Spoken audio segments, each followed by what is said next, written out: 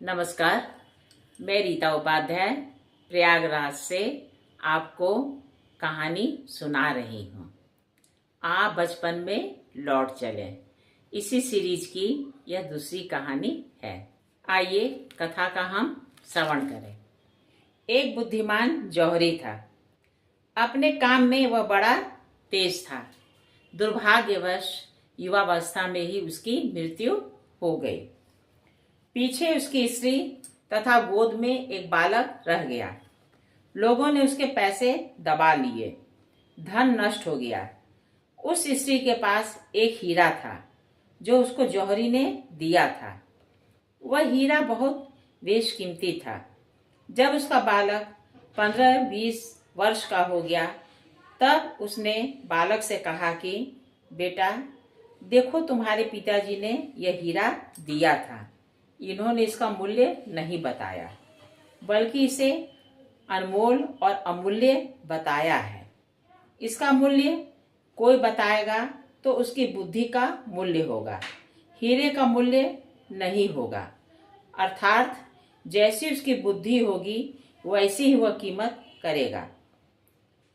इस हीरे को लेकर तुम जाओ और इसका मूल्य करा लाओ, पर हर एक जगह इसको देना नहीं। वह लड़का हीरा लेकर बाजार गया। पहले वह एक सब्जी बेचने वाली के पास गया और हीरा दिखाकर पूछा कि इसका क्या मूल्य दोगी। वह बोली, 2 मूली ले लो, बच्चों के खेलने के लिए अच्छी चीज है। वह लड़का बोला कि देना नहीं है। आगे जाकर कईयों से पूछा तो किसी ने 2 रुपया कहा, किसी ने 3 रुपया। आगे एक सुनार के पास गया तो उसकी कीमत 10, 20, 50 रुपये तक लग गई। आगे जौहरी के पास गया तो 500, 700, 1000 रुपये तक कीमत हो गई। वह लड़का ज्यों-ज्यों अच्छे जानकार आदमी के पास गया त्यों-त्यों उसकी कीमत बढ़ती चली गई। वह हीरे के एक अच्छे परीक्षक के पास गया तो उसने उसका मूल्य 1 लाख रुपए तक बताया। लड़के को बड़ा आश्चर्य हुआ कि यह हीरा बड़ा विचित्र है। लोगों से पूछते पूछते वह एक बहुत बूढ़े जौहरी के पास पहुंचा, जो बड़ा ईमानदार और हीरे का अच्छा परीक्षक था।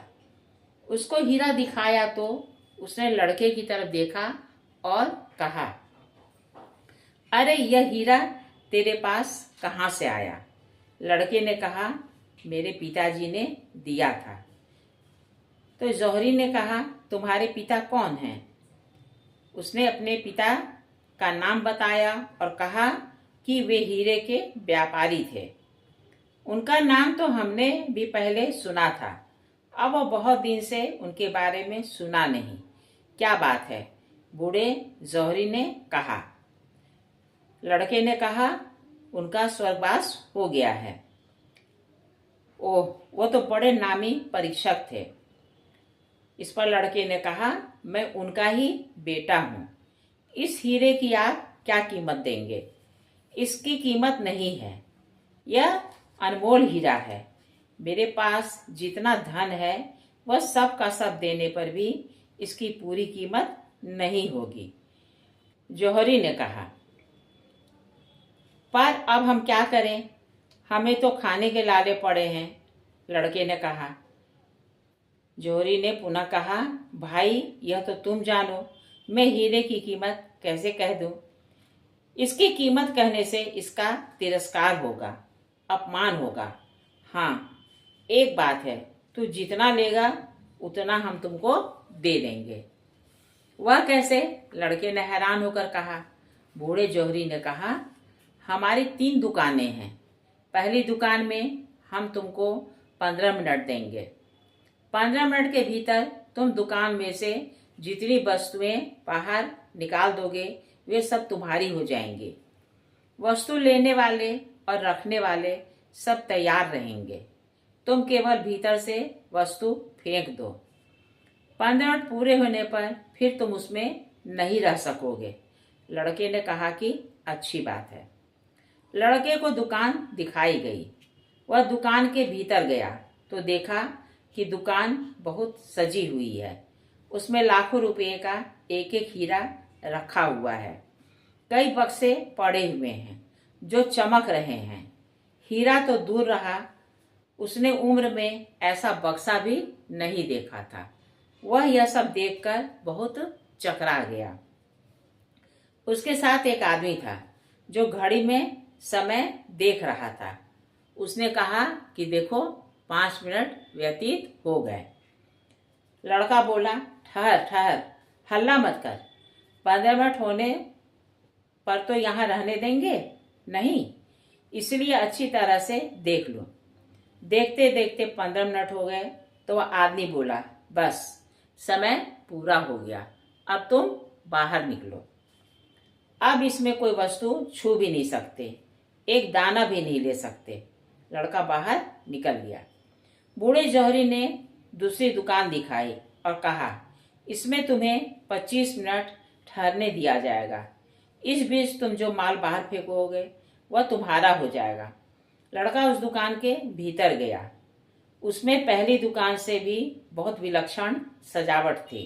उसको देखकर वह चकरा गया कि यह तो कोई अजायब घर है, कितनी विलक्षण चीजें हैं। लड़के ने पूछा, क्या दुकान आगे और लंबी है? वह आदमी बोला कि हाँ, आगे दुकान बहुत लंबी और बहुत सुंदर है। लड़का ज्यों ज्यों आगे बढ़ता गया त्यों त्यों अधिक सुंदरता दिखती गई। साथ में जो आदमी था वह समय बताता रहा कि अब 5 मिनट हो गए, अब 10 मिनट हो गए। पर लड़के ने सोचा, अभी तो देख लें, फिर पीछे रहने नहीं देंगे। इस प्रकार देखते देखते 25 मिनट हो गए तो आदमी ने कहा, अब निकलो बाहर, अब कोई वस्तु छू भी नहीं सकते। अब लड़के को तीसरी दुकान दिखाई और कहा कि इसमें तुम्हें 60 मिनट का समय दिया जाएगा।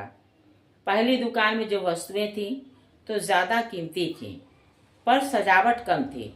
दूसरी दुकान में सजावट तो बहुत ज्यादा थी पर वस्तुएं कम कीमती थी। तीसरी दुकान तो कोसों तक फैली हुई थी। उसमें खाने पीने, पहनने ओढ़ने आदि की सैकड़ों वस्तुएं थीं। कार, स्कूटर, साइकिल आदि तरह तरह की सवारियां थीं। तरह तरह के आयोजन हो रहे थे। शब्द, स्पर्श, रूप, रस और गंध, इन 5 विषयों की तरह तरह की चीजें वहां मौजूद थी। वह लड़का उन चीजों में ही मस्त हो गया। वह कभी गाड़ी पर चढ़ता, कभी बग्घी पर चढ़ता, कभी झूला झूलता, कभी नाटक देखता, कभी सिनेमा देखता। उसने वहां ऐसी चीजें देखी जो पहले कभी देखी नहीं थी, कभी सुनी नहीं थी। साथ वाले आदमी ने कहा, देखो पहली दुकान गई, दूसरी दुकान भी गई, अब तीसरी दुकान भी जा रही है। अब समय बहुत थोड़ा बचा है, अब जल्दी पीछे लौटो। उस दुकान से निकलते निकलते समय पूरा हो गया। दुकान से निकलते समय उसने वहां रखा एक टाट का थैला उठा लिया। दुकान से बाहर आकर देखा तो थैले में खोटे सिक्के, लोहे के बाट, पत्थर आदि पड़े थे।